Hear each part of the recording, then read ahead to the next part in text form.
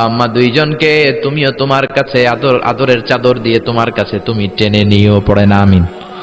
আর জোরে আমিন। এজন্য আমার আল্লাহর স্পেশাল সিদ্ধান্ত কয়টা?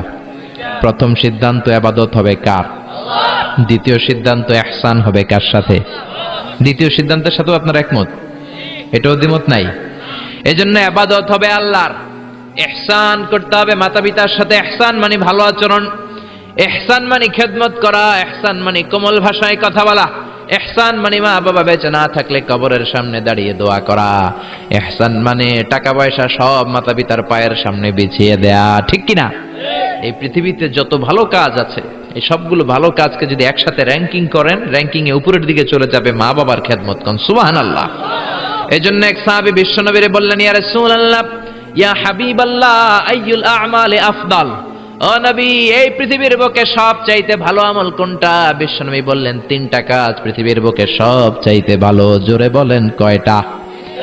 এক নম্বরে as-সালাতু ফি ওয়াক্তিহা, সময় মতো নামাজ। সময় মতো যদি আজান দেওয়ার সাথে সাথে জামাতে তুমি সালাত আদায় করো, এর চেয়ে ভালো কাজ আল্লাহর জমিনে হতে পারে? তাহলে প্রথম ভালো কাজ হলো সালাত। প্রথম ভালো কাজ কি? কুরবানির ঈদে গরুর গোশতের সাথে যে সালাত খান ওইটা নাকি? হ্যাঁ, এই মসজিদে যে সালাত আদায় করি, ঠিক কি না? সালাতে কায়েম করো, সালাতে কায়েম করো, হবে সম্মানী তুমি, হবে জান্নাতি তুমি, হবে সম্মানী তুমি, হবে জান্নাতি তুমি, দিবে কাল হাসরে শীতল ছায়া আরশে আজিম।